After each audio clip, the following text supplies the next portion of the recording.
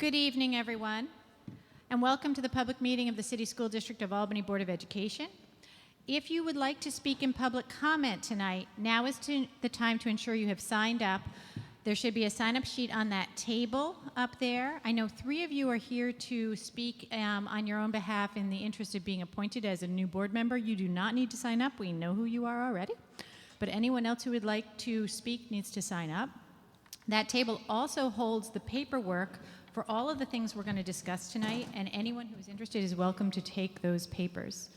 The documents are also available electronically as we try to kill fewer trees every board meeting.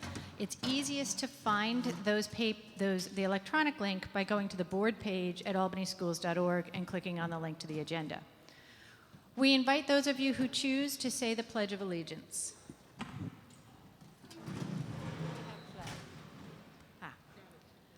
I pledge allegiance to the flag and to the republic for which it stands, one nation, under God, indivisible, with liberty and justice for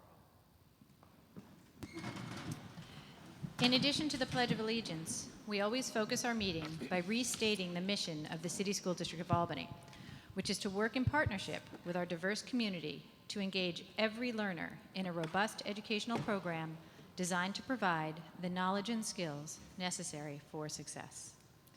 Superintendent Adams, do you have a report for us? Yes, I do. Thank you very much, Madam President, members of the board. The State Education Department released the results from last spring's ELA and mathematics exams for students in grades 3 through 8 today.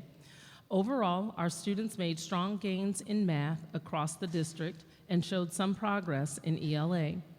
In math, our overall percentage of students achieving proficiency increased 4 percentage points to 21%.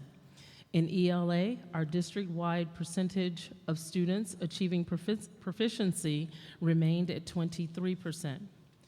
Our results were similar to the statewide results, where ELA scores remained largely unchanged and math scores increased. While we are pleased to see the progress, our results reinforce what we already know, that there is much work to be done. However, I believe that our results also indicate that we are engaged in the right work to achieve that progress, and we are committed to staying the course. Our highlights in math include double-digit gains at the following schools and grades: 3rd grade at Arbor Hill, Giffen, New Scotland, and Pine Hills; 4th grade at Eagle Point, Giffen, and Toast; and 5th grade at Ash, Delaware, and Schuyler Achievement Academy. Let's give those schools a round of applause. I wanted to highlight the gain in 4th grade at Toast. More than half of the school's 4th graders, 53%, were proficient in math last spring. That compares to 21% in 2018, a gain of 32 percentage points. That is tremendous growth. In ELA, our highlights include double-digit gains at these schools: 3rd grade at Arbor Hill, Giffen, and Pine Hills; 4th grade at Giffen and Toast; 8th grade at Myers Middle School. Let's give those schools a round of applause. At Pine Hills, proficiency in ELA at 3rd grade increased 28 percentage points to 60%. Pine Hills had the highest percentage of students proficient in both ELA and math in 3rd grade last school year. We are continuing to review our results in depth and will provide more information and context for these results once we have had time to analyze our data. I would like to thank all of our administrators, teachers, support staff for their dedication to our students, to our parents and our families for their hard work during the 18-19 school year. I'm looking forward to continuing that work together in the new year. We had the pleasure of celebrating our class of 2019 summer graduates at Hackett Middle School on Monday morning. We had 38 students earn their diplomas this summer, joining the 504 students who graduated from Albany High in June. It was an honor to join our summer graduates' family members and friends in cheering their success during Monday's ceremony.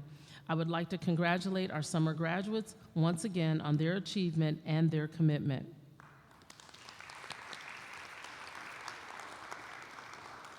The start of the new school year this year is just 2 weeks away. We have put some new practices in place this year to help our middle school and high school students get comfortable with their new learning environments.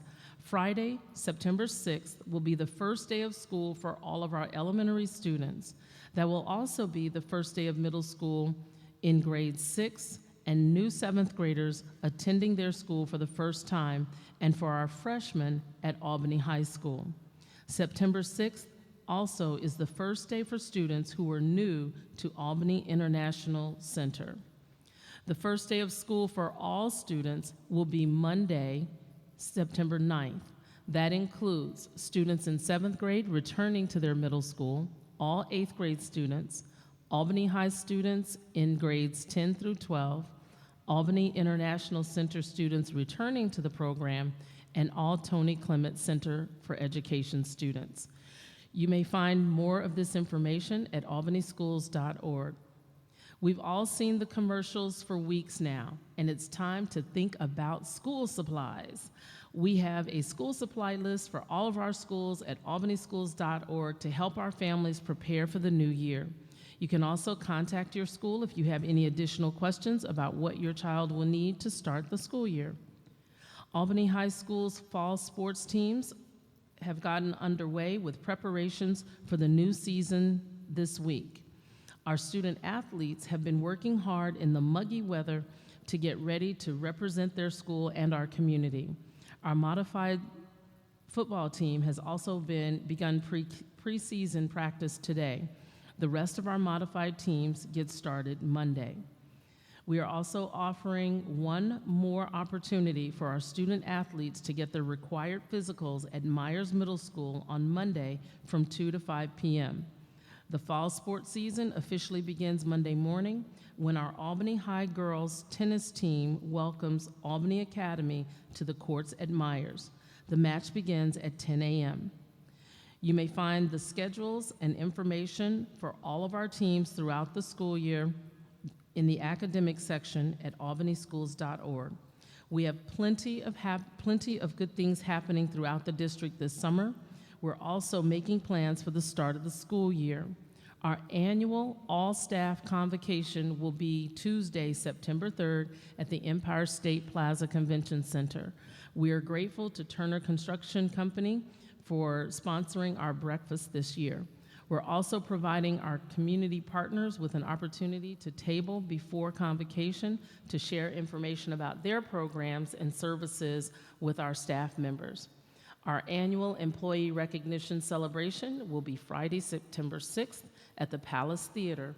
We are looking forward to celebrating our exceptional staff members, and I would like to thank CEFCU and the Palace for providing us with the opportunity to enjoy the beautiful space for our event again this year. Tonight we have two presentations. Our principal here at Arbor Hill, Ms. Roz Harrell, will be presenting about Arbor Hill Elementary School, and we also have a presentation from Girls Beyond to share the progress of their program.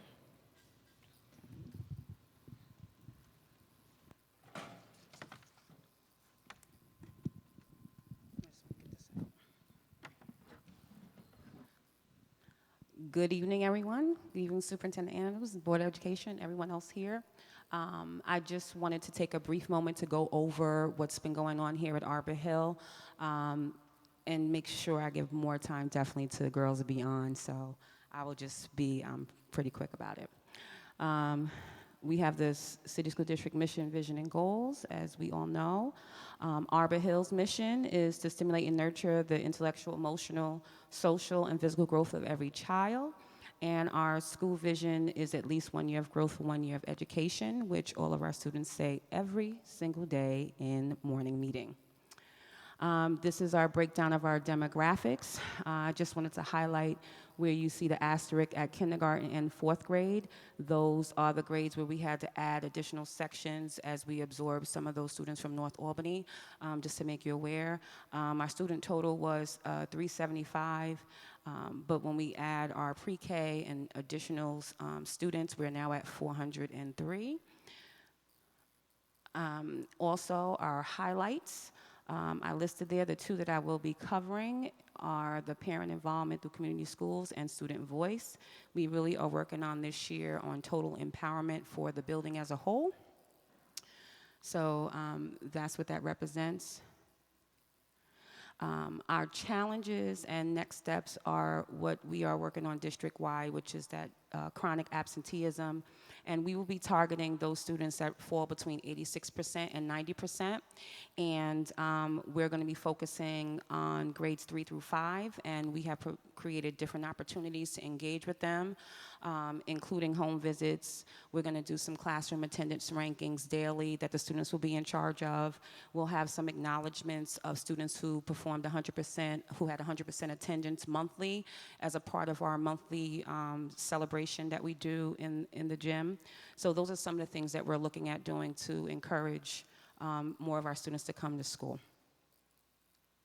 And because our students are not here because it is summer, I usually see all of you in October, I thought that you could take a glance at something that our teachers actually, which I'm very proud of. We've been doing a lot of teacher-led professional development to the point where our teachers were able to go to, they did 2 different professional developments where they led them, one in St. Louis and one at BOCES, and they were well received. When they were in St. Louis, they received 4.9 out of 5 possible total points. They did their presentations on PBIS and they did their presentation on NWEA. The NWEA company actually is doing a feature on Arbor Hill because of the work that they have been doing, that we have been doing here. So I just wanted to give you a snapshot. This is the work of Jake Plank. You know, we're not there. But Jake Plank did He did a really good job. He did a really good job of making our work polished to represent the district. So the work that he did was stellar. So I appreciate that work that he did for us. So this is just a piece of that presentation so you can see our children.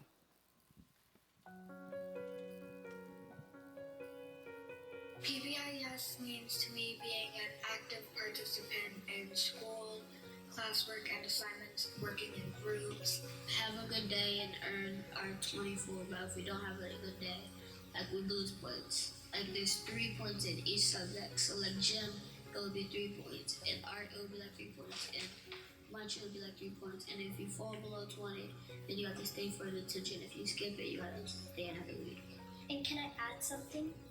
And also, you wouldn't start with 24. You would start with 0, so you can make your way up to 24. So right now, because we're fourth graders, we are learning to be role models because next year, we are going to be 5th graders and we are going to be the leaders of the school. So we want to set an example for the pre-Kers, the kindergartners, 1st, 2nd, and 3rd, and 4th, because they can learn from our actions on what to do and what not to do. I think it's giving us the skills to, like, say, we're being safe, responsible, and respectful. So when we grow up, we can be safe, responsible, respectful, and like we don't have to get in jail. We can get a career. Because some kids have rough days, teachers need to calm down, kids need to calm down. Sometimes they can just come from outside running energy off, and they could be really hot, so they need to calm down, and we come and do mindful moment, which can help them calm down. They can take a breather. And does positive mindsets, so we won't think negative, and work hard, so when we grow older, we can get an education, but also think positive. And that was one take, no prompts. So I just wanted to make sure you knew that. And And finally, I don't know what to keep moving, but finally, our area of success that I just wanted to highlight, which I said before, the teacher-led workshops, our unique community schools offerings, which I will not go into because I know Michelle Bridgewater will go into community schools work. Our PTA is finally official, which we've been working really hard. The students tracking their own data. I'm very excited about that. It's been a long time coming. Thank you. And also the kindness challenges, which some of you in here have been a part of, that we've been working on for the school year. This coming school year, the students will lead those kindness challenges. So we've been doing a lot of things that I just wanted to highlight for you. And obviously, it should have been last year. It may be this year too. But last year we were a school in good standing. So thank you very much for your time. Any questions?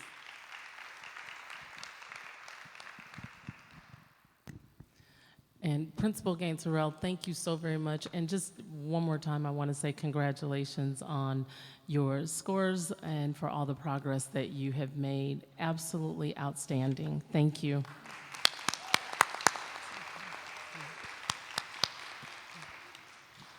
So at this time, we will have Girls Beyond come forward just to share with you the progress of what they've been doing. You heard about the program earlier this spring, about activities that they would be doing and modules that they would be, sessions that they would be learning.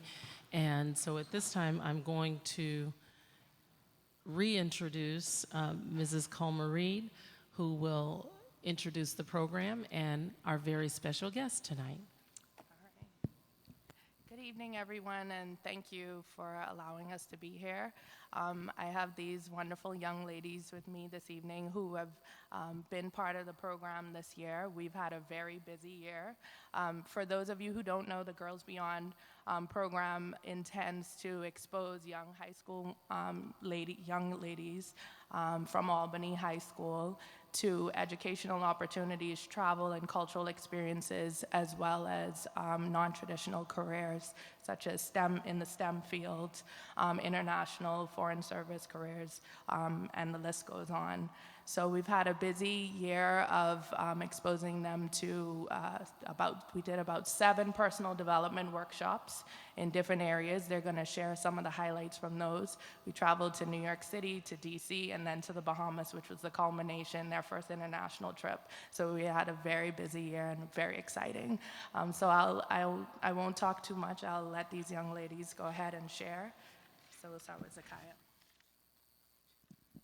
Good evening, everybody. Hi. My name is Zakaya Nobles. I'm a rising junior at Albany High School. I'm 16 years old. Good evening. My name is Andia Logan, a recent graduate from Albany High School, and I'll be entering my freshman year at the University at Albany in the fall. When I first was selected to be a part of Girls Beyond, I was very excited to be a part of this network of young ladies who were eager to take on the opportunities that were being provided to us. Our financial literacy workshop with Merrill Lynch taught us about budgeting and other financial tips, which is important, especially as we think about how we should spend, save, and invest our money responsibly. Another workshop that we participated in was a hands-on table setting etiquette session where we placed actual glassware, plates, and silverware in the correct placement for formal settings. We learned how to properly eat and converse in a professional setting and ended off with the competitive game of Jeopardy to ensure we retain the information, which not only served as important tips in our regular daily lives, but also reminded us that we should take on these, tips and skills as we travel in front of other professionals. Thank you. Hello everyone, board members, Superintendent Adams. My name is Sanaya Janai, and I will be a 10th grader this September at Albany High School. When my grandmother told me I was chosen to be a part of Girls Beyond, I did not want to do it. I was not used to being around people I did not know. Well, today I can say best decision ever. In Girls Beyond, we have learned so much about life and things to come. We talk about healthy relationship, financial literacy, and etiquette. To name a few, a big project we did that was my favorite is when we made dress out of pillowcases for girls in Haiti. It was good to give back, and we even learned how to sew. August 7th, Girls Beyond traveled to the Bahamas. My favorite part of the trip was the visit to the Elizabeth State Children's Group Home. The people there were so full of life, even though they were less fortunate, and had many different personalities, and welcomed us into our space. It was an amazing trip. Before I close, I want to say I am thankful for joining Girls Beyond. It has taught us a lot and has exposed me to things I did not know about. Thank you for your time and allowing me to speak.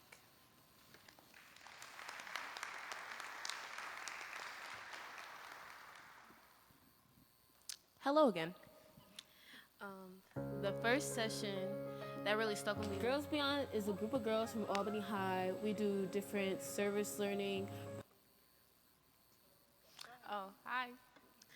The first session that we had really stuck with me. It was about building a brand for yourself and having self-affirmations to tell yourself, like, I am good at math, I am good at science, I can do this, and just to really believe in yourself. And another one is the college planning and organization session, which taught me how to budget my money correctly, how to not go in debt from student loans, and just how to apply what I need to do, as in taking the SATs, the ACTs, making sure my grades are good, making sure I join different clubs and sports at school.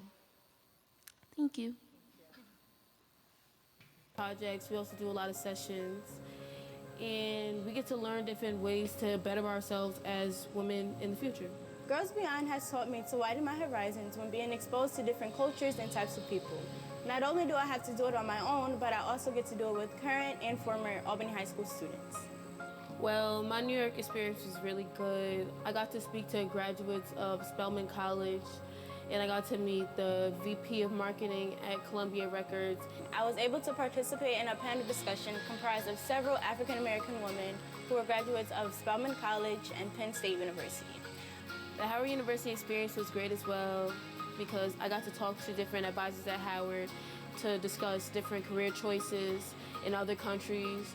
It was a reflection of me being surrounded in a room of African American women. It was very inspirational and moving, and it definitely opened up my eyes to other options. Their service learning experience in the Bahamas was the most impactful experience of my life, because I got to meet marine biologists at Atlantis. I also got to take a tour of the Bahamas and see how they live there, how their culture is. We met with the Governor General discussing the different forms of government in the Bahamas. We sat down in a circle and he talked to us. He was very down to earth. He asked us questions about the U.S. and what we aspire to be. And we also had a panel discussion with nurses from a local health clinic who also were able to teach us CPR training.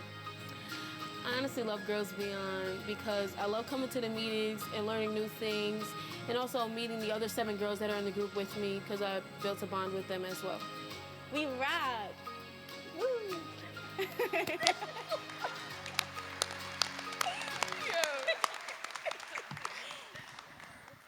Thank you so very much, and this concludes the superintendent's report. Thank you very much.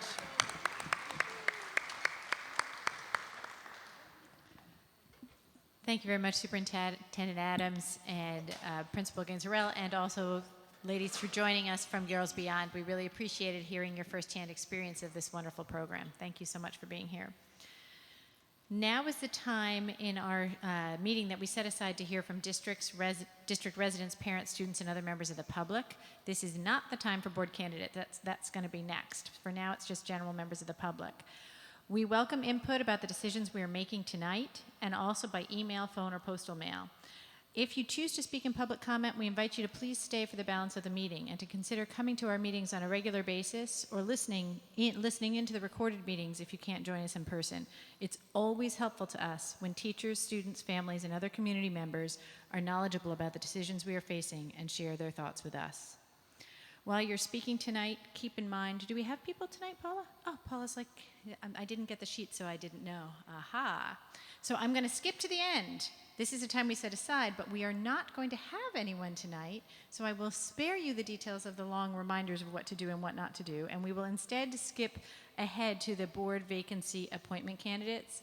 For those of you in the audience who have not been following closely, we are normally a board of 7, and tonight we are a board of 6 and have been for the last couple of months as Ms. Jennifer Lang resigned to take an appointment with the governor's office, leaving us one board member short. The law requires that we shall appoint a member if we possibly can, and we do have time to do that, and we do anticipate appointing a 7th board member.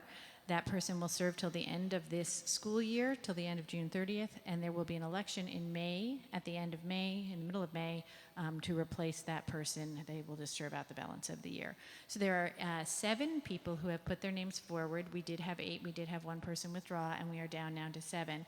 4 of the people spoke at the last board meeting, and there are 3 speaking tonight. Those of you who are looking at agenda can see that we have tonight Bruce Roeder, Alicia Purdy, and Victor Kane, and we're going to take them in that order. Each candidate will have 3 minutes to speak, and Ms. Tabitha Wilson here will be flashing you a 1-minute warning and a 10-second warning. If you do not wish to be surprised by me saying your time is up, it would be advisable to glance at Ms. Wilson every once in a while and see if she's holding up a card that says 1-minute warning or 10-second warning. So with that, I invite Mr. Roeder to join us at the microphone. Thank you so much.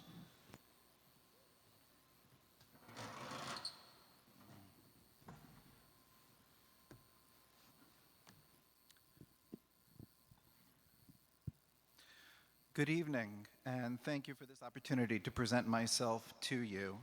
My name is Bruce Roeder. I am the proud parent of 2 students at Albany High School. These are exciting times as we prepare for the first day of school, but I am here, as we all are, because we are interested in preparing our children not just for the first day, but for the second and for every day thereafter for the rest of their lives. Educating our children is an awesome responsibility. It is a responsibility that I'm confident I can fulfill as a member of the Board of Education. I am an educator with over 20 years of experience as a professor at the College of St. Rose. Besides teaching, I'm very involved in curriculum development and serve as the core curriculum coordinator for the music department. By the way, I am extremely proud of the many outstanding music teachers in the Albany City School System who were once students of mine. As a creative artist, I'm a composer. I have been a cultural leader. My music is regularly performed throughout the U.S. and abroad. My creative work often demonstrates my interest in civic engagement. My orchestral work commissioned by the Albany Symphony offers a history lesson on the writings of Theodore Roosevelt, and the Washington, D.C. premiere of my Camp David Overture brought together diplomats from around the world. Closer to home, I was delighted to work with Josefina Morey in composing The Classroom, a children's peace opera. My work for 4th and 5th graders teaches lessons on diversity and tolerance and was premiered several years ago to wide acclaim. But my track record of successes extends beyond my profession. Some may know me as the community leader who brought Trader Joe's to the Capital District.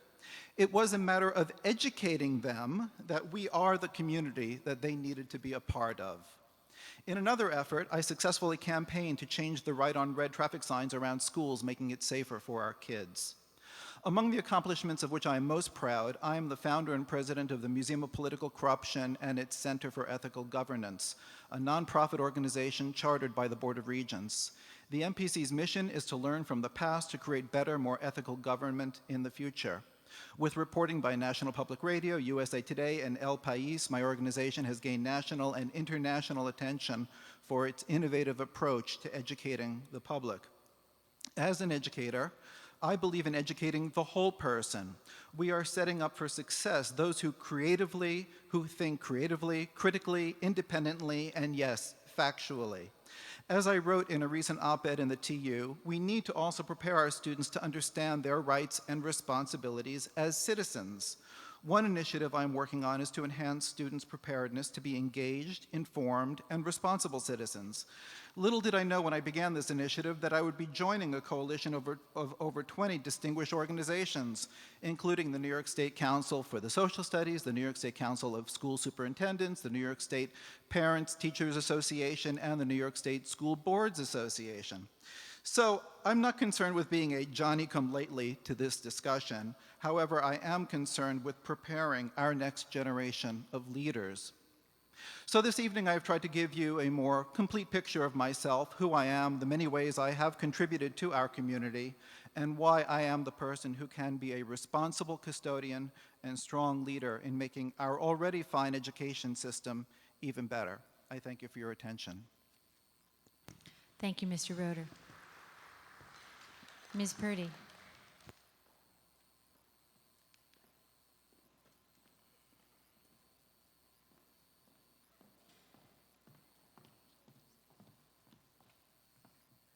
Hi, thanks for allowing me some time.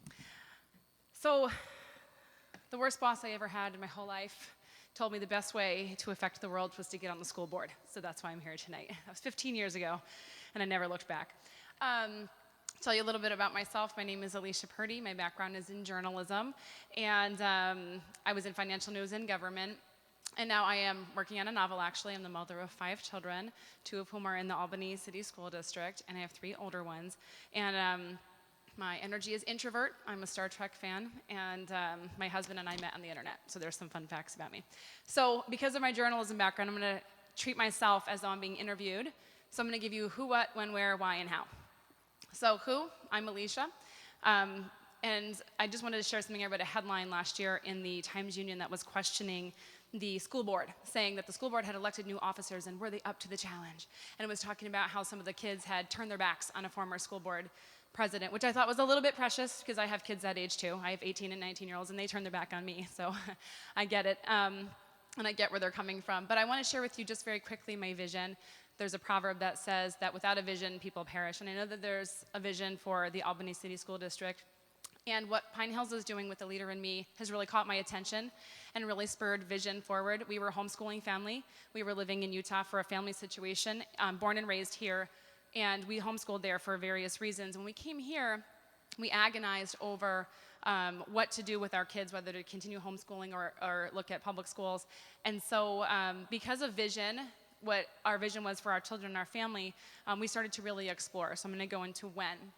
When we started homeschooling a little bit last year, we started exploring public school options, and a very strange rhinestone cowboy man walked into Starbucks one day and started blabbing about himself, trying to hit on me, and I was completely ignoring him until he said, he was saying, I speak French, and I'm a Rhodes Scholar, and I'm jazz trombone, and then I heard him say, and I owe it all to the Albany City School District. And I kind of turned my head because we were thinking about this decision, and I said, what school did you go to? And he said, well, I got my start in PS 16. And I said, what's PS 16? And he said, that's Pine Hills. And so my husband was actually in the room at the time, and so they really solidified our decision. And so we loved everything that Pine Hills was doing with Leader in Me. And so what we started noticing was that one of the things that we would love to see in Albany City is leaders of leaders, because my children, my 18 and 19-year-olds, listen to their friends way more than they listen to me. And so raising up leaders of leaders is something that I would love to be part of on the school board. And let me give you my where. Where do I see myself on the board? So being known in the city of Albany for being in the school board amongst students is something that I see as part of the vision, where there's a relatability where somebody can aspire to something like that, or somebody can look at the school board and not turn their backs, but turn their faces toward and ask important questions and show up to school board meetings and make their voices heard. And by being somebody that they don't just see it as a bunch of decision makers who aren't involved, and that isn't the case, obviously, but that's the general sentiment of the kids this age. I really see something where the individual feels like they have a voice and they can be a participant in the decisions that are made in their future. So let me give you my how. So my vision for how is to serve, be present, make thoughtful decisions, Ms. Purdy, can you finish your sentence and then close your time, because your time is up. Oh, did I miss it? I'm so sorry. I saw your pink, but I didn't read it. That's it. I'm up for the challenge. Thank you so much for joining us. Thank you for your time. I appreciate it. Mr. Kane.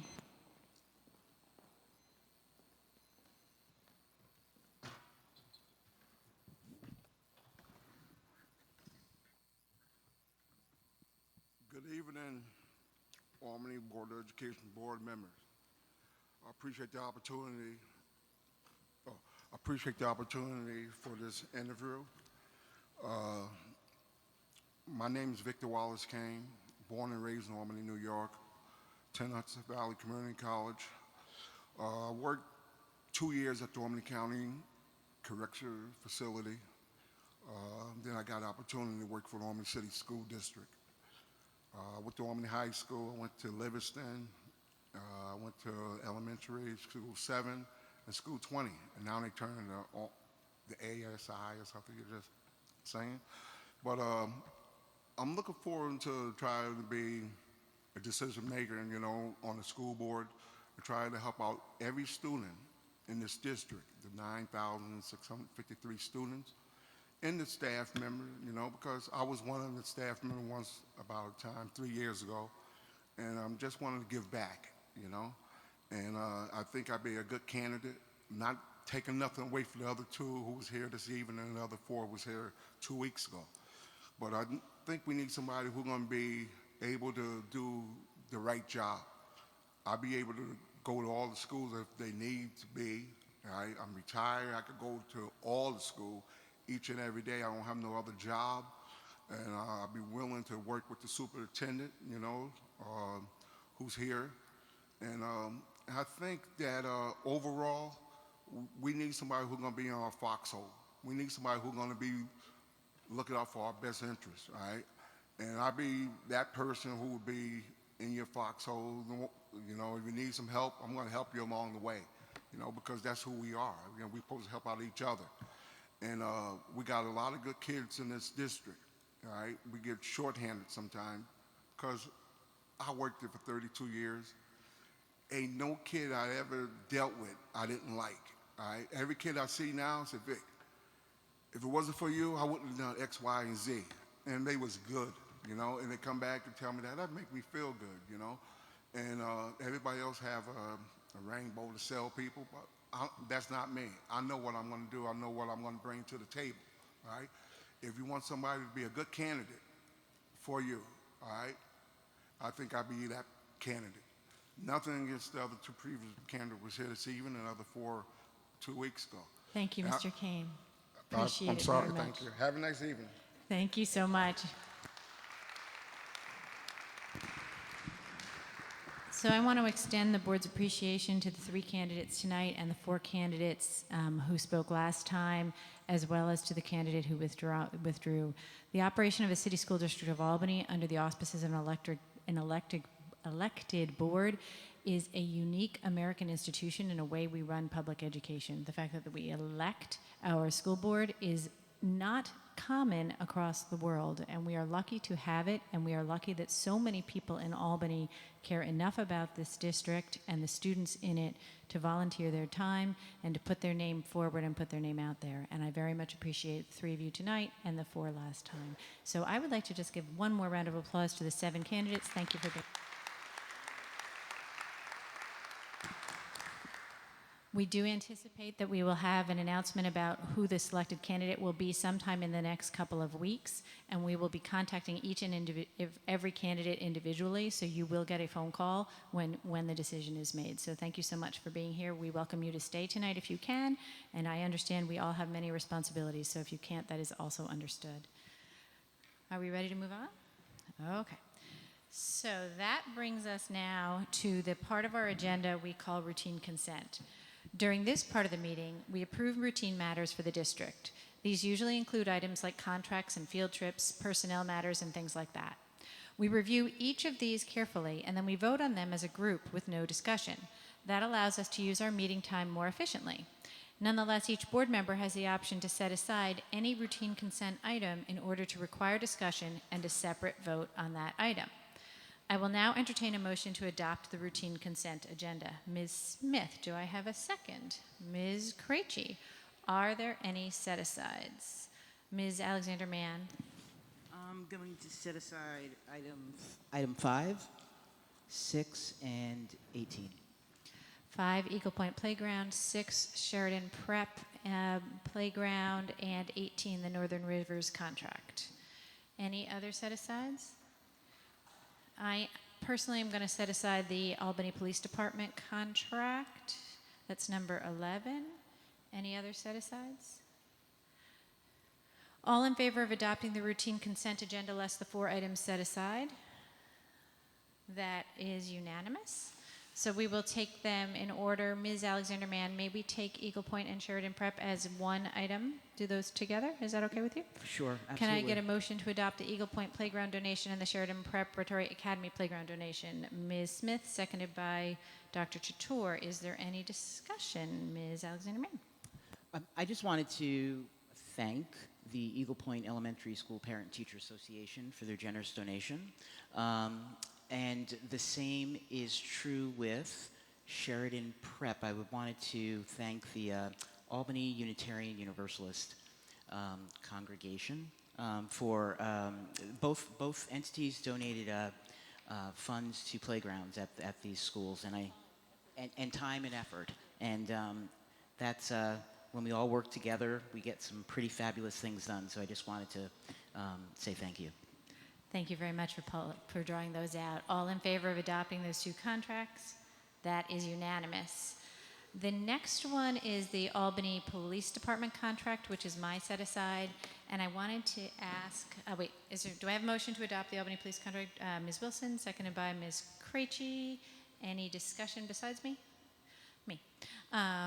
The contract for APD, I believe, is subject to the memorandum of understanding we have with the police department on SROs from 2016, but the contract language is not 100% identical in terms of job duties. I didn't actually carefully align them to make sure that, I don't think there was meaningful substantive differences. I didn't take that time, but I do know that they're not identical, and I did notice that the MOU is not referenced in the contract.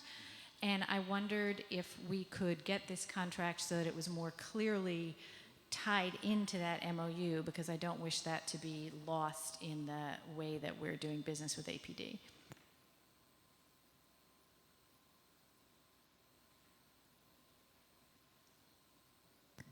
Madam President, members of the board, Madam President, if it would please the board, we can add a statement that ties it directly and references it to the MOU, and we can submit that next week.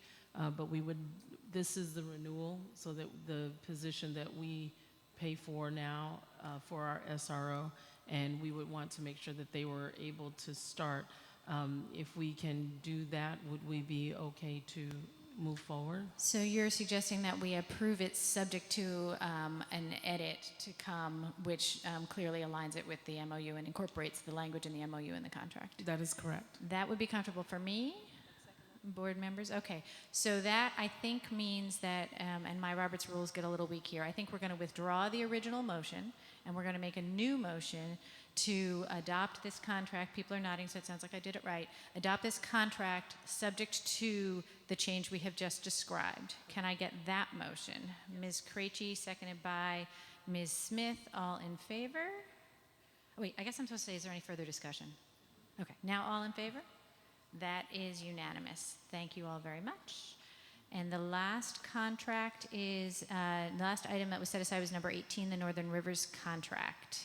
Do I have a motion to adopt that? Ms. Wilson, seconded by Ms. Smith. Is there any discussion? I typically don't vote on contracts because I'm an administrator at the agency, Northern Rivers. So. All in favor of adopting the Northern River contract? That is Ms. Krejci, Ms. Wilson, Ms. Savage, Ms. Smith, and Dr. Tutor. Any opposition? Any abstentions? Ms. Alexander-Mann, thank you very much. That brings us to the end of our routine consent agenda and brings us on to what I believe will be a very brief action, which is the discussion and action for our board meeting time change. We have historically met at 7 o'clock. Perhaps there's some announcements that the superintendent would like to make. We do have an announcement. Thank you so very much, Mr. Petrin. I appreciate that. At this time, during the routine consent and our HR matters, we have the honor of announcing a new appointee for our district, Mr. Scott Thompson. Would you please stand? He is the new assistant principal at Myers Middle School, so congratulations. Thank you very much, and welcome to our team. Thank you very much. So that brings us to item number G. We have historically met at 7 o'clock, as we are tonight, and we're always trying to balance the opportunity for members of the public to be at our meeting and to speak in public comment, and also the opportunity for the hardworking staff who join us to be able to get up the next morning and go to work, as well as all of us need to get up the next morning and go to work. And so we have, we discussed last time, we got no comment from the public on this idea. At least I didn't get any personally, and nothing came to the board as a group, but we are going to experiment with doing it at 6:30. believing that still gives people an opportunity to get here after their day is complete, but allows us all to get home and possibly function a little better the next day. So I would like to entertain a motion to adjust the time of the board meetings to 6:30. That is Ms. Alexander-Mann, seconded by Dr. Chator. All in favor? That is unanimous.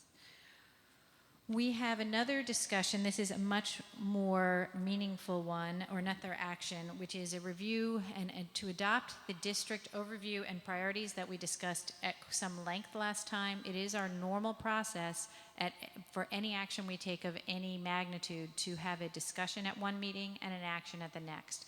That allows not only us to have time to reflect and think about it, but allows members of the public who do follow these board meetings to provide additional comment in between the two meetings. So we did discuss these at some length. Superintendent, did you wish to review them again, or do you think that we're good? Okay.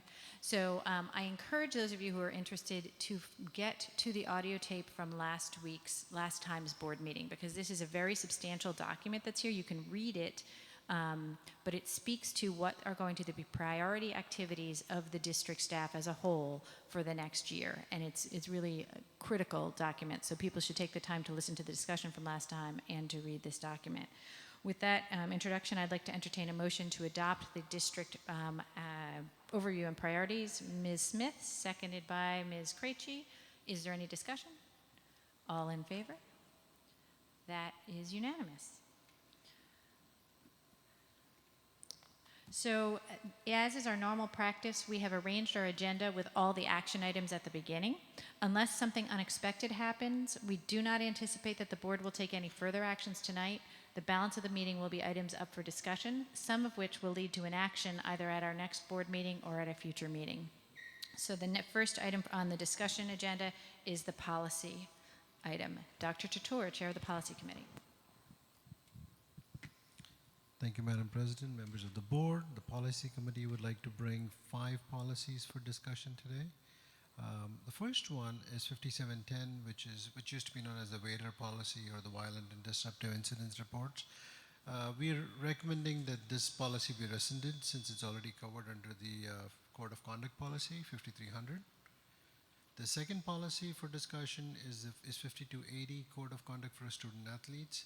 The purpose of this code is to ensure that as a condition of extending the privilege, the district ensures that any student who represents the district in interscholastic competition demonstrates at all times the characteristics of a good citizen of both the school and the community.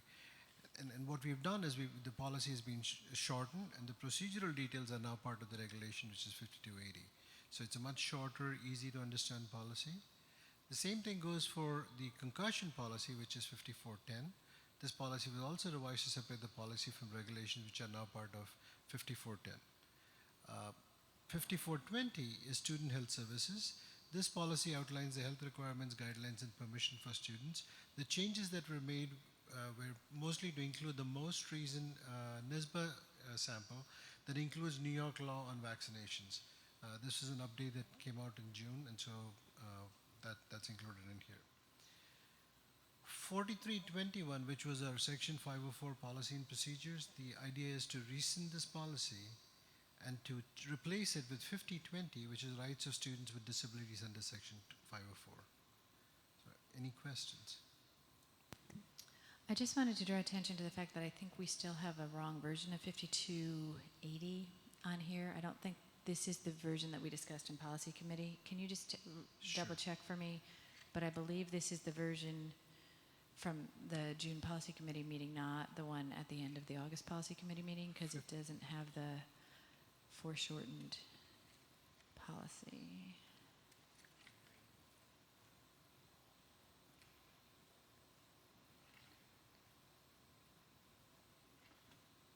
Yep. Right. We will make sure that's replaced with the correct Yeah, we're not acting tonight, we're just Right, discussing. discussion.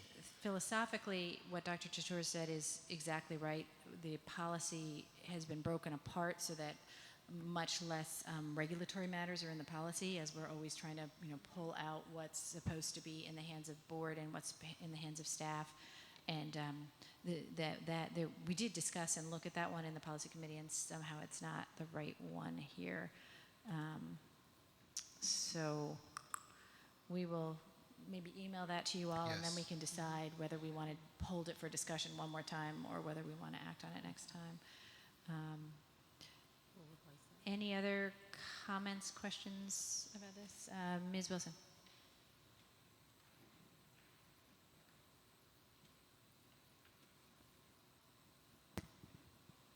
In 5280 on page 5, I know you stated the possession or use of tobacco products, including but not limited to, which obviously leaves that open-ended. Is there any particular rationale for not including or stating explicitly vaping in that list? It's in the version of the policy that you're not looking at. Right. Yeah, we did make that edit. We in specifically policy made that change. Thank But you it's so good to much. know that we all think alike. That's good. Thank you. Any other points of discussion or questions about the policies that are before us tonight? And I think we will ensure that we get the correct ones both on board docs and to you by email so that we can be sure that everybody knows exactly what it is that we're adopting. Okay, that brings us to a discussion. Now, I see on the agenda this says action. Ms. Roaring, do we need to act on this tonight? Okay, so this really should have been earlier in the agenda, and I misspoke when I said that it was going to be discussion only. So we will be acting, we anticipate acting on the tax warrant tonight as well. So, Ms. Roaring.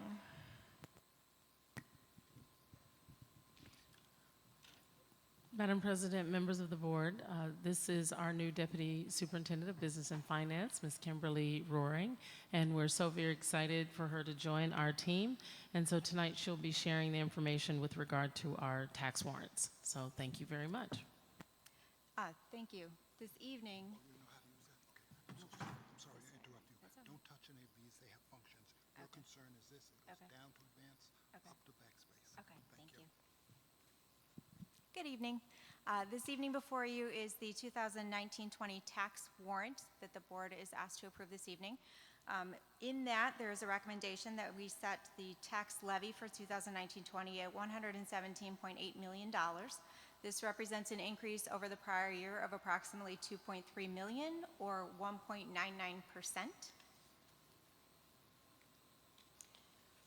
In Albany, we have homestead versus non-homestead tax rates.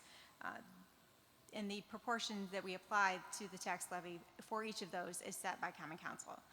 This year, based on assessed values, the non-homestead or commercial tax rate is $6.77 more per thousand than our homestead or residential tax rate.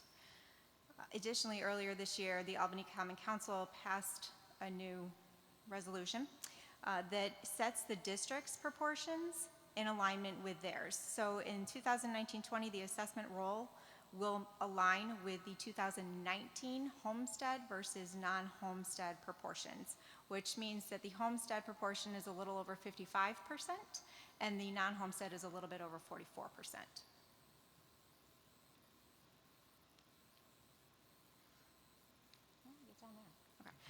The 2019-20 tax rates actually in the homestead represents a decrease from last year. We are at $21.47, and the non-homestead is $28.24, or an increase of $2.11 per thousand. When we look at our four-year rate average and levies, over the last 4 years, the average levy increase is 0.8%. You'll notice that is helped by the 2 years of 0%.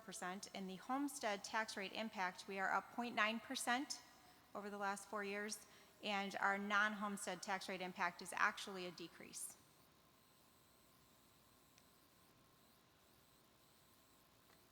Any questions?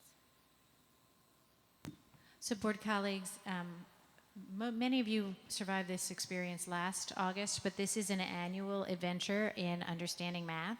But essentially, we established a proposed budget that we put before the voters in May. The voters approved that. The rest is math.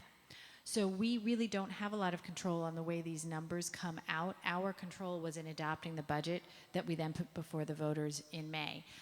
It does have strange and unusual, exciting things happen with homestead and non-homestead rates because of the way the assessed values change, because of the way the STAR program is changing. Many of you are following the fact that the STAR program, which used to be based purely on the property value, now has an interesting intersection with people's income. And that all of this is changing and in motion, and all of it is completely outside of any school board's control. Our only control is the amount of the tax levy which we can put before the voters, which the voters adopted.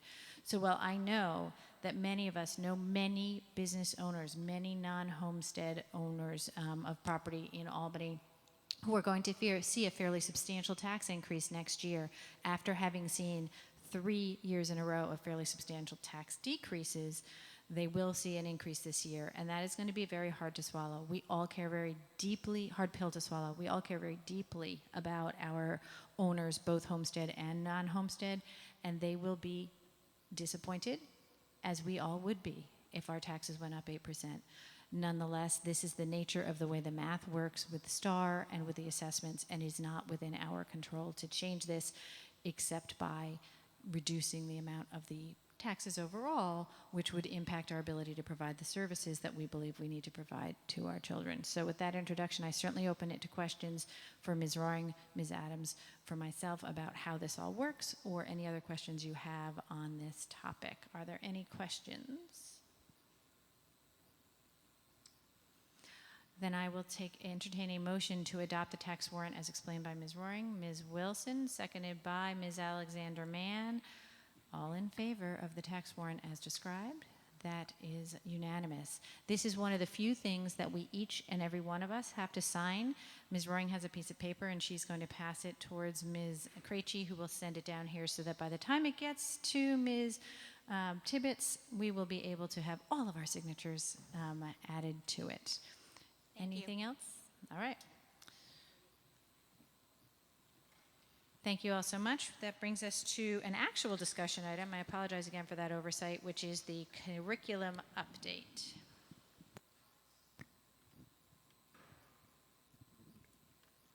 Thank you very much, and we will welcome Ms. Bechtel to the microphone. She is our Director of Curriculum, Instruction, and Professional Development. Okay. Thank you. Good evening. So happy to be here to talk about my favorite subject, which is curriculum and instruction. So I wanted to start tonight to talk about how our, I'm sorry, let me take a breath. I didn't expect to get up here so quickly tonight. Basically, we have a curriculum review plan that was developed in 2013. It was a 5-year plan. About a year ago, a little bit more than a year ago, I got my team together to discuss a new plan that would need to be in place at the end of 2019.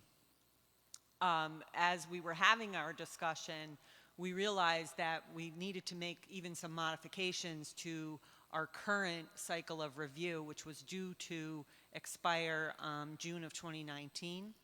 And we actually revised it and adopted 18-19 as year 1 of the new cycle because we had to be attentive and responsive to some changes that have been made to standards, what has come down from New York State, and then just really our reality.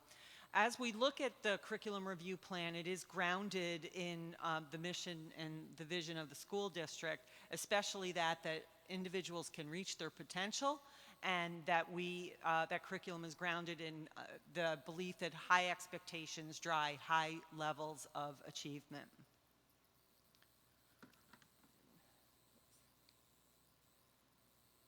Where am I going here with this?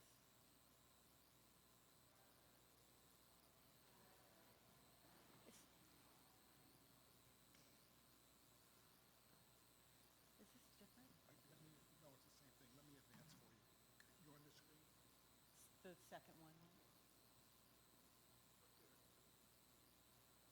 And then the next one. Yes, we're right there. Okay. We're right here for right now. Okay, thank you, Andre. The curriculum review plan is grounded in 5 stages of development. The first of which is analysis and planning. The analysis and planning stage is very important. We actually developed a rubric that identifies a number of categories that we want to make sure that our curriculum is attentive to. One is alignment. Are we aligned to the standards? Are we aligned to the assessments, aligned to our resources? Is it rigorous and relevant? Is it relevant to the students' lives? Is it culturally responsive? Is it attentive to the rich diversity of our student body? Does it contain high-quality instruction? There are other questions that we ask ourselves as we review a particular unit, a particular curriculum map that is a part of a specific content area. So for example, in ELA 10, there are 4 units, and each of those 4 units would undergo a review in the analysis and planning stage of curriculum, so that a curriculum development, so that we could make a plan for what are the next steps for that particular map to get where we need to go next. You'll see it, the next things are the development, revision, implementation, and monitoring. And this is over a 5-year period of time. These items run into each other. We may focus on a particular, in a particular content area. We've really focused on 2 units, creating 2 units and getting them up and running. And then the following year, we're focusing on the other 2 units. So we're sort of developing, we're revising, we're implementing. It's a dynamic process. You'll note that I have the 5-year cycle of review, and that was the document that I asked Andre if he would be able to pull up for us.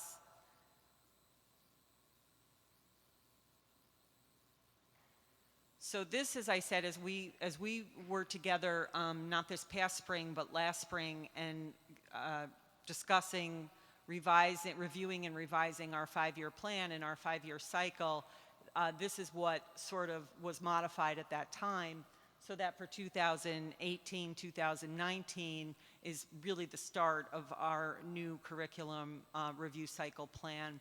It identifies several areas and then all those subset areas that fall underneath that, and divides it up. We have to balance it so that we don't have a preponderance of areas that are in stage 1 at the same time, because the review process is intense and goes along through this cycle of review. And then if we can go back to the PowerPoint. We have a curriculum coordinating council. It's a governing body over curriculum development and implementation. I lead that with the instructional supervisors. We have principals and teachers on that committee, instructional coaches, special education administrator. And then what we have, the other structure that we have are these vertical teams. They might tend to be sort of the 7 through 12, or the 6 through 12 social studies department. And that's the vertical team. And then we try for the K-12, and that is an area that we need to continue to improve, especially sort of that transition from the elementary into the middle. But the vertical teams then have subsets, and these are these ad hoc teams. So for example, in social studies, you would have a U.S. history team, and those teachers at the high school who teach U.S. history would come together, and they would be, reviewing and looking and planning and deciding what needed to be tweaked and what needed to be attentive to the assessment that came out. So that is an example of an ad hoc team that for our curriculum development. It isn't just about curriculum, it's also about the instruction. We have had in our, several years ago, developed a leadership handbook and continuums around high leverage instructional practices.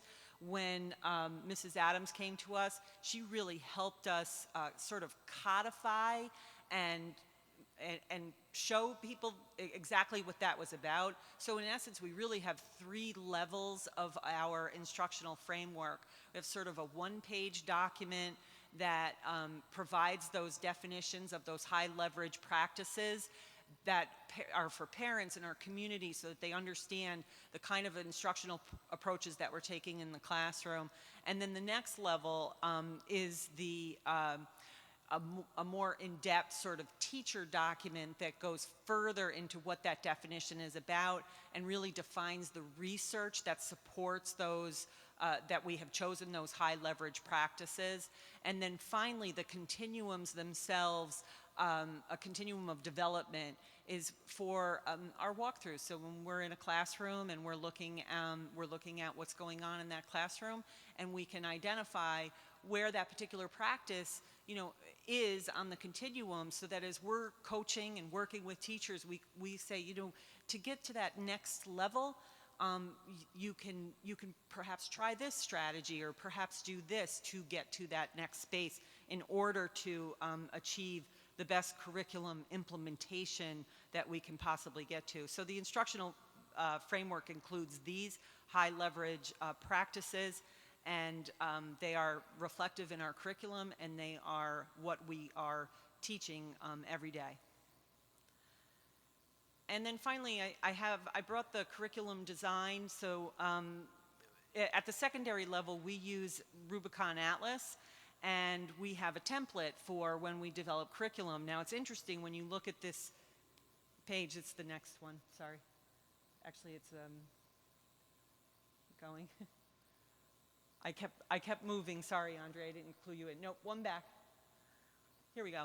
So the template looks very brief, but if you were to go into Rubicon Atlas and look at this map is, it's pages and pages of, no, it's not like 10 pages, but it's really dense with a lot of information, and that the teacher can take and be ready to know what has to be taught in that particular classroom. But it can be distilled down to these things. There's a unit overview. I'm hoping to be able to use those unit overviews, descriptions, and sometimes it's just a topic, particularly in the case of math, in our new website, and really sort of get that out there so that our community and our families can see exactly what it is that is being studied in a particular course. The pacing of the unit, the priority standards, which the priority standards are they're what they say they are. They're the most important standards, and they're the ones that show up more in those assessments, and they're the ones that are tied to the next course, and so they are the priorities. And then supporting standards as well. We have essential questions that we're asking our kids, and then we break that down, all those things down into the content and skills that we expect students to learn, what the assessments are. The assessments are linked right into our curriculum system. We have added, a few years ago, student feedback. We want to anticipate the obstacles of what we're teaching and plan for the kinds of feedback that will help students move from one space to another, rather than leave it to chance. Because often what happens is we tend, teachers, sometimes we just give affirmations. We say, oh, good job. Well, we really want to give kids some clues about what it is that they need to do next. So we're actually trying to plan for our feedback. It's really powerful.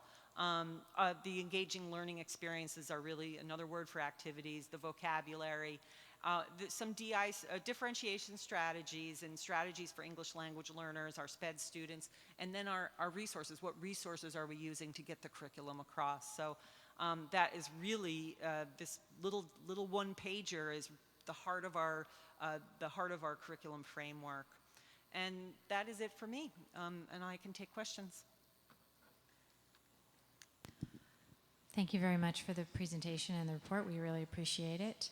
As is our normal practice, we will do one question at a time so that anticipate we'll have plenty of time to go back for a second round if we need to. Who would like to go first? Ms. Krejci, then Ms. Wilson.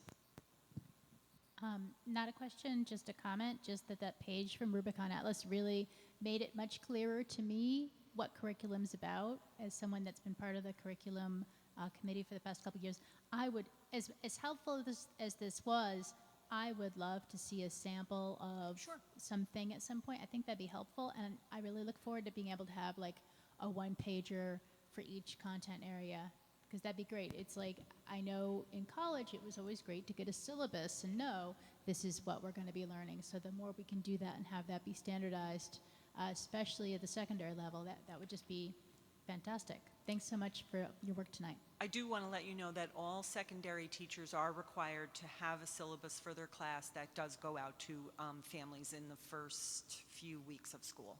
Okay, thanks. Ms. Wilson. Thank you for your presentation. My question was about the Appendix A textbook or workbook review form.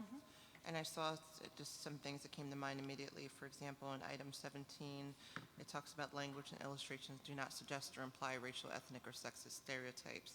And I was wondering if there was or if there is a space for also asking the opposite question: does the document challenge or confront racial stereotypes or gender stereotypes or socioeconomic aspects of things? Sort of asking if it's robust in that way also.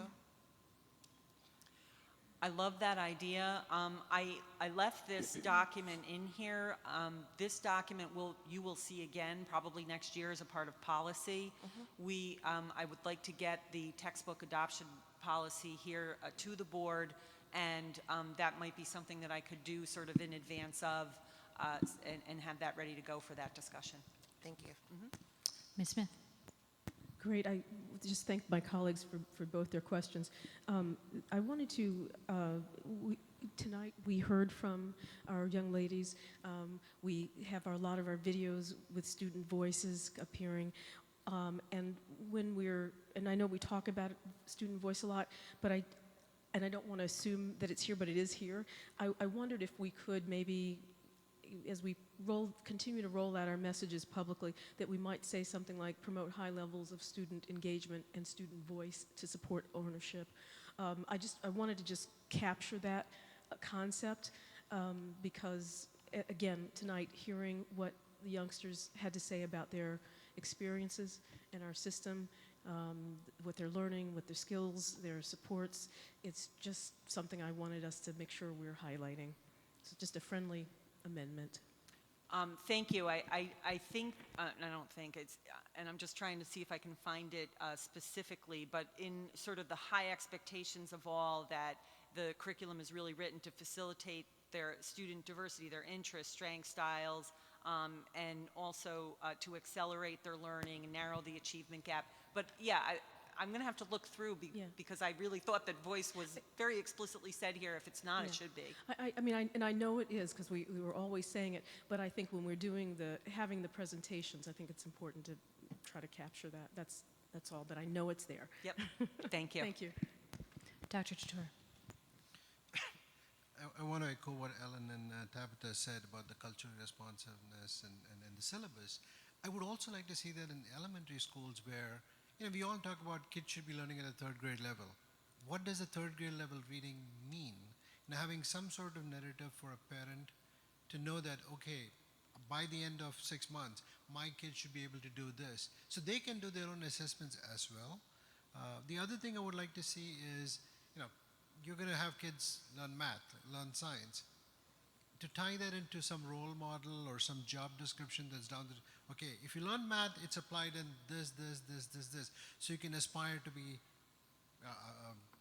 astronaut, you could aspire to be somebody in the financial world. So they can tie it to what does it mean if I learn this now? And I think that would be helpful. Yeah, the real world application is something that is important to us and is reflected in our rubric, that we definitely want to make sure that those connections are there. As to your first point about elementary, sort of really what you're talking about are sort of exit outcomes. I think our shift to the new report card is a really, not even a great start, but one giant leap towards really establishing what students should be able to know and do at that particular grade level. How we sort of publicize that, we need to get better at that, and we can, but that report card piece was really instrumental in help parents understand what it is that we are asking kids to do. Thank you. Madam President, members of the board, Dr. Chatur, one of the things that Karen Bechtel has been instrumental in starting to do is in the report card itself, the mailers will include the quarterly information of this is what the expectation is at this particular grade level. Those will start coming out this year. Ms. Bechtel, isn't that what the mailers that go out that say, you know, based on this grade level, here are the things that we're looking at via the standards. Those mailers will be coming out as well. Thank you. Right. Yeah. Thank you. I just wanted to make sure that I didn't forget that.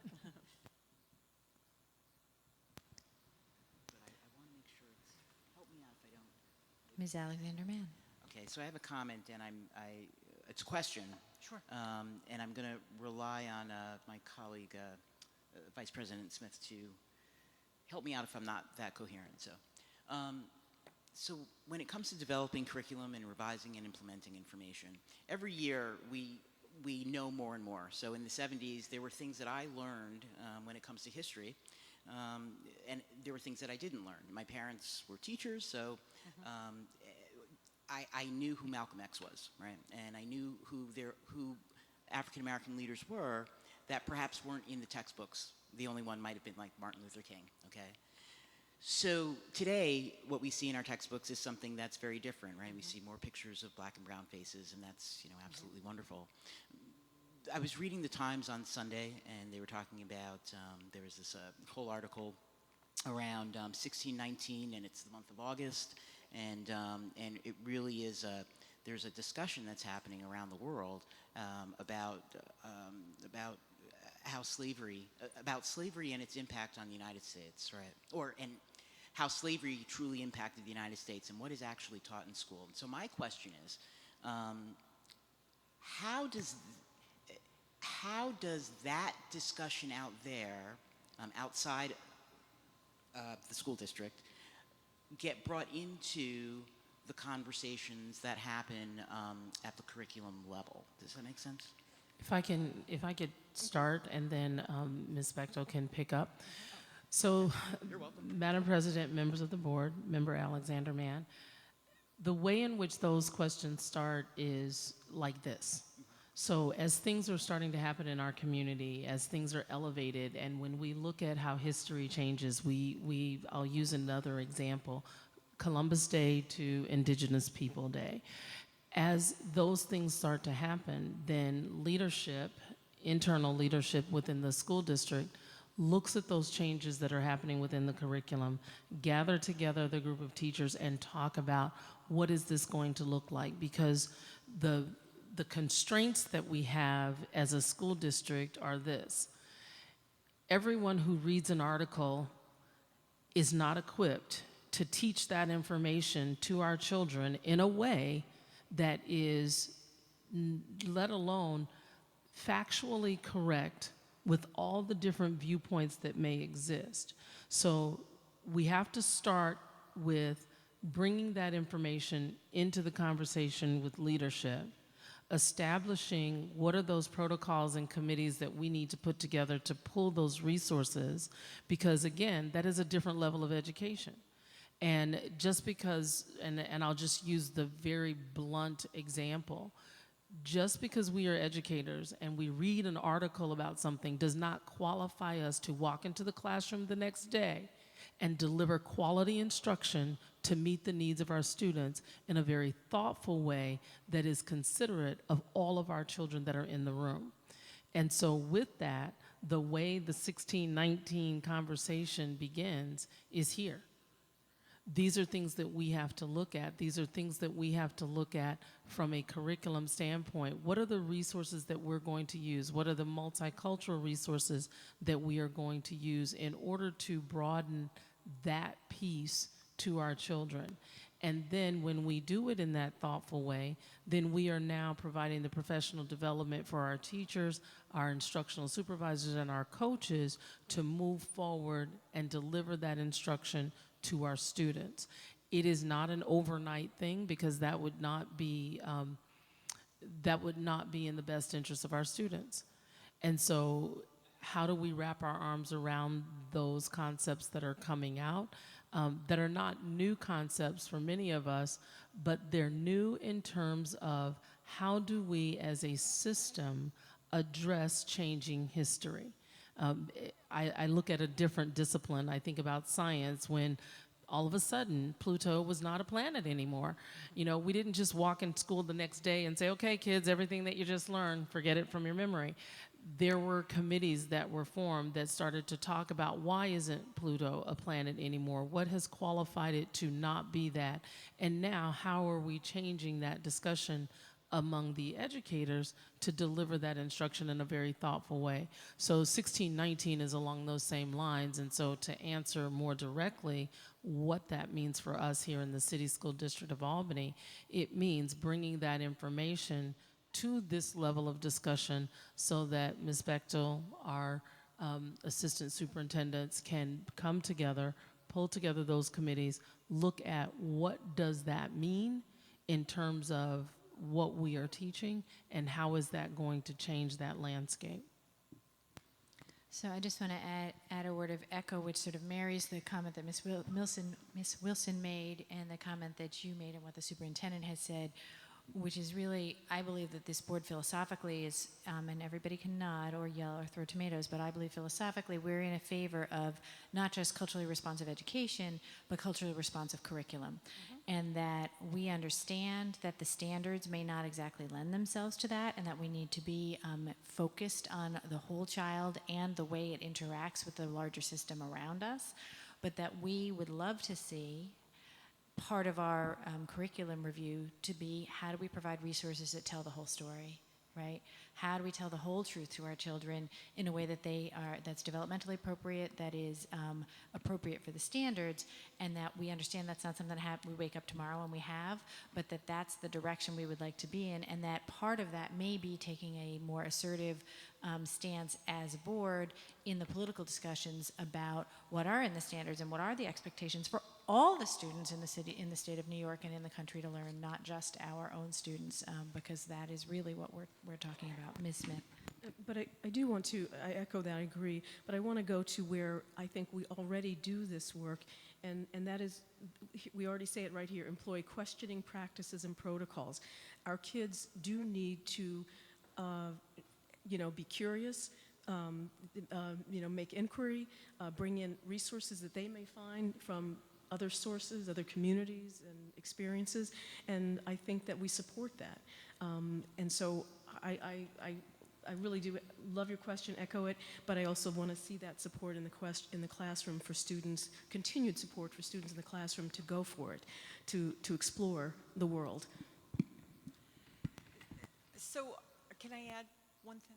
So I think that while this is not the sole responsibility at all of the social studies department or the social studies curriculum, that there has been quite a bit of action in order to open the door for those, and to, as you had said earlier, to challenge the beliefs, challenge those things with students. One of the new requirements with the social studies framework is that we've had to move away from this content-based, solely content-based social studies curriculum. So you're probably the social studies that I had and that you had, where it was, we went through the Renaissance, we went through and it was all in this big heavy textbook that, we probably used a great deal.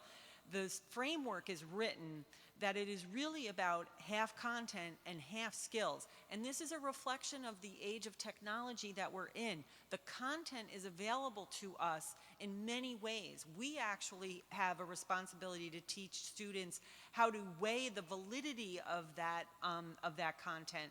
What is the truth, or I don't know, the research base, is it a good resource, and those kinds of questions. At the same time, we're asking kids to engage in debate and conversation with the students in their class around these topics, and this does occur.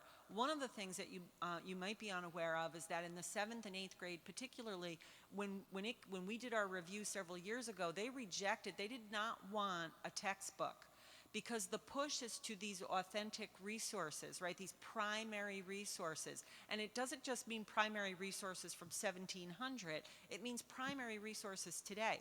So we have contracted with a company that took our curriculum maps, our priority standards, and they built the resources that have been published 2 months ago to bring in for those particular units. And so that has been a great experience. Now, whether or not we'll go there at the high school level, I don't know. It's a little bit different, but this, the 7th and 8th grade teachers, it's worked really well.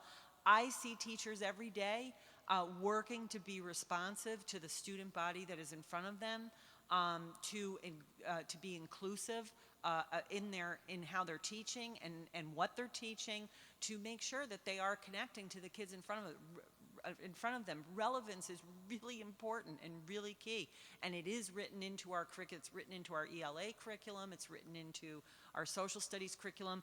A little harder, I think, with the science and the math, or at least the math. But those are things that we look at, we're attentive to. When we were at the Curriculum Coordinating Council, that last meeting, which we had the pleasure of 2 board members there, we talked about how we needed to be more explicit about culturally responsive teaching and in our curriculum. So, Do you have something else on this topic? A second question? Go ahead, Ms. Wilson. Thank you so much, Ms. Bechtel, especially for that last piece, which was part of the question I was going to ask, really, is I know we speak a lot about the high levels of cognition, and what you began to allude to, really, is the demonstration aspect, which was going to be my next question about embedding maybe kind of almost what the student voice, like the student voice and then the student expectation is, how we anticipate they're going to demonstrate that, whether that be through essays or, like you stated, alternative sources, because also with Damaris's question, another thing that comes to mind is the source material, which you alluded to, different voices speaking about different things. So other authors, other things of that nature. So that was actually my next question, and I wanted to thank you for that. it's why the 7th and 8th grade construct is really powerful, because there are diverse voices that are represented, and they're recent. So my question is actually more procedural and much less deep and overarching, but still procedural. And I apologize, because I know I've asked something similar before, and I just need a refresher on how I know the cabinet has been moving overall to having a data dashboard of, how we're making progress. And I would like to understand better how you are evaluating where we are in keeping our curriculum where we want it to be. So what kind of quantitative metrics do you anticipate having, or do you have, to make sure that, or to see where we are in our ultimate goal of having every curriculum perfectly up to date all the time? So I'm glad you asked that question. I know the last time I was here in June, I was hoping when I came here today I would be able to unveil how that dashboard would look for curriculum, but it has just a lower priority than the walkthrough dashboards that have to come together, the leadership dashboards. I'm working closely with Kent's office and Trish Wolf on that, and basically it will, the way that I envision it, because I think it was the most useful, is really what we had before, where we have 270 approximately curricula in the school district, and what I want to do the same thing. What's the priority that serves the most students? What are the smaller classes that may only serve 22 students, and identify them as, sort of non-priority, and then measure against our rubric and put that rubric evaluation against each of those courses, so that we can then generate those charts that sort of tell us, of those non-priority or of those priority courses, how many are in, the developed stage, and where are we in that implementation. So I actually don't think it will look much different than what we did several years ago with the Excel document. It's just going to be easier. And so what my hope is that, I do like to get out a curriculum report that sort of gives you an idea of the work that we have done over the past year on a yearly basis. I like to wait till after the summer is over because there's quite a bit of curriculum work that happens in the summertime. So my staff has been charged to give me the results of what they're doing, and I will put that report together in October, and I'm hoping that I'm going to have that reporting mechanism at that time so that when I send the report and the update that you will see all of those pieces. I have one specific question that I just am always confused about, which is and I like the new curriculum review cycle. I haven't looked at the old one, but I feel like this one's a little bit more detailed, like maybe there's one more category or something. there are. Seems like it's broken up more, and I think it's an excellent way to do it. And as I've said, the last time you reported, 5 years I've been on the board, 5 years I've been looking at this same document, 5 years I've been watching things go through this cycle. It is tremendous to see that kind of consistency to process so that we know that whatever we're doing it with fidelity. And I really appreciate your commitment to seeing this through year after year. It's really fantastic. So with that compliment, the one piece I can never figure out is, where is dual? I know that they're kind of like a hybrid because they have to follow the ELA and the math curriculum, but they do have, I imagine, some specific resources or something. So do they fall under world languages? Or do they fall under ENL? Or do they fall under I don't know where they are. They fall best under world languages. And so when we would do that review, we would take a close look at dual. We've done some nice work with dual. We've done some nice work with the transition from 5th grade to 6th grade. Ken Lane has done some great work with the assessment data. I actually referenced that assessment data today when we were talking about an individual student. So I see it fitting there. As you know, when we did the supervisor redesign, we brought Mike Elliott on as social studies and world language. He's very interested in reaching down at least to that 4th and 5th grade in the dual program, that transition to 6th, and the connections to the seal of biliteracy, because the kids that come up through that program is one place where we will have students do that. So I think you'll see that is another area that will just get tighter as we move along. But it is there under world language. It fits best there. Ms. Smith? Great. And so where you have here on this cyclical piece, in parens, all subset content areas, that's what you mean, that these other dual language, seal of biliteracy, or in any other subject where that is, there are other things that come under that. Like Okay, K-12 science Got it. is physics and chemistry. They're very distinct contents. Board colleagues, anyone have an additional question for Ms. Bechtel? Ms. Alexander-Mann? I have these moments, and so I'm going to take this moment where I can reflect. And I think that this conversation was really very helpful, and it just kind of highlights the forward thinking and healthiness of our school district. So I want to thank you for that. All right. Thank you very much. Anyone else? Oh, Ms. Smith. I'm so sorry. I just wanted to echo what Ms. Alexander-Mann said, because I think, and again, I'm not trying to be political or get on a soapbox, but in the world in which we live right now, very disturbing on many levels, and yet we have all of this excitement and learning and so forth, and we want to keep that going, and we want our kids to have the very best, to be the very best. And I think, for me, I feel like when I'm speaking, it isn't the frustration of what we are doing or not doing. It's about, I want to get there fast, and I want to get there now. And so I just offer that up as my own kind of reflection, but very much want to thank the staff, you, Karen, Ms. Bechtel, Superintendent, and everyone for the work you're doing. And you see it when you have our youngsters in the video, or the young ladies from Girls Beyond. You know what's happening, and you know the work is being done. So I thank you. Anyone else with the last comment? Can I make one last comment? Yes, you can. Sorry. Please do.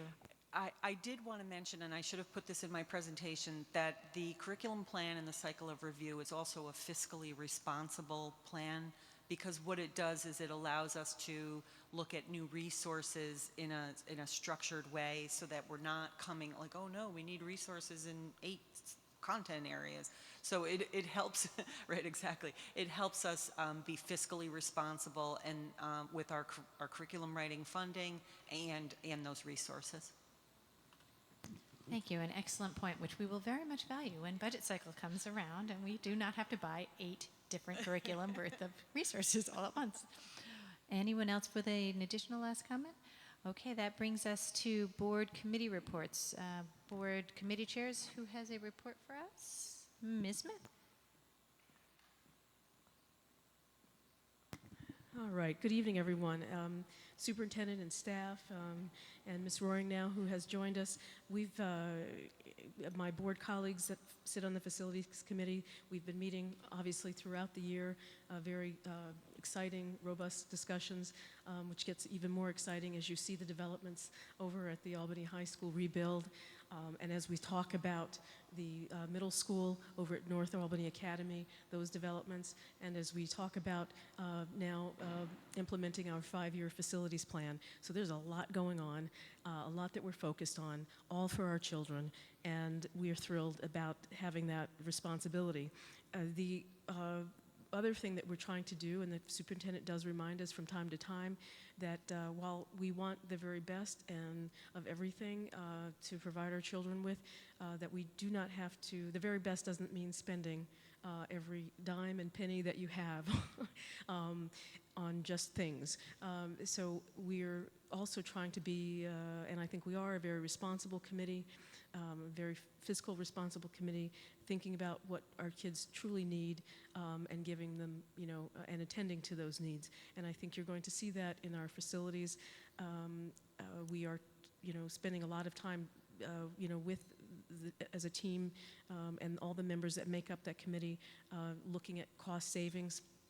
And so I wanted to make sure that the community is aware that, you know, we're trying to balance a lot of things, but we're also very fiscally minded and wanting to make sure that we're have a strong, supportive institution and program for our youngsters going forward, continuing and going forward. We will continue to meet. We have our next meeting on September 17th. After that, October 22nd.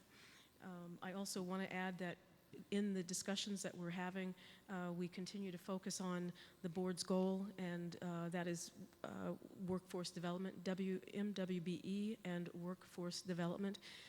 We are working through a contract with Mission Accomplished to conduct outreach in construction-related fields and opportunities, and we've had some exciting events, well-attended events. We have another event coming up on the 29th. I would invite you to go to the webpage, please, to look for more details on that. But there's a lot going on, a lot of excitement, and I hope that the public will, you know, as you go up Washington Avenue, just drive by slowly and watch those developments. You know, stop by at some time or give us a call about taking a tour. Very, very exciting, and also exciting that we're able to put our community to work as well on these projects. So thank you, committee members. I don't know if I left out anything important, but Ellen, Ms. Krejci and Ms. Wilson, we're good? Great, thank you very much. Any report from other committees, Audit and Finance? Policy? So policy met on the 14th, and as you can see, all those policies were up for discussion today. And by the way, 5280 has been corrected on board docs, so the current version is all up there. We will be meeting again on the 4th of September.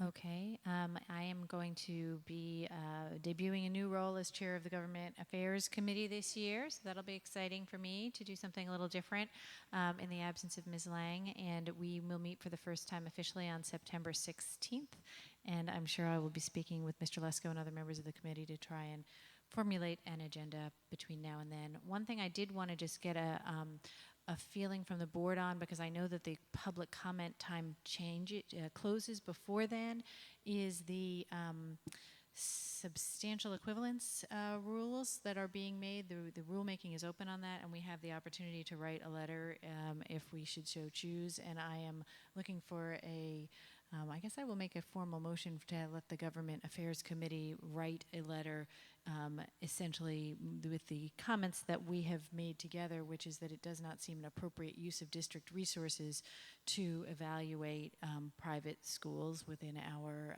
geography, which is what the rule is leading towards. You may all recall that that was actually something proposed. Then there was a court case, and a local judge decided it had to go through a rulemaking. We are now in the rulemaking process, and I would like to make a motion that the Government Affairs Committee be given the leeway to write a letter in opposition. A motion from Ms. Krejci, second from Ms. Wilson. May I have all in favor?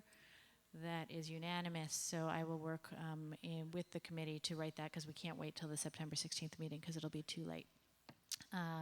Also, we haven't always done this, but I wanted to make sure that people knew and that people in their roles think about reporting out to us. We have several board members who are liaisons.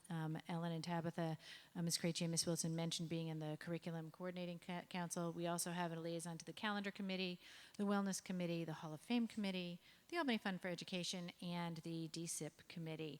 Many of these are housed in a single body of Ms. Tabitha Wilson. So if at any point during this committee report it's appropriate to give updates, that's another place you can give updates for your liaison roles as well as for formal board committees. So I will try and remember to highlight that. Does anybody have any liaison work that they wanted to report on, since I'm throwing it out there? I know I didn't prep you guys on that. Okay.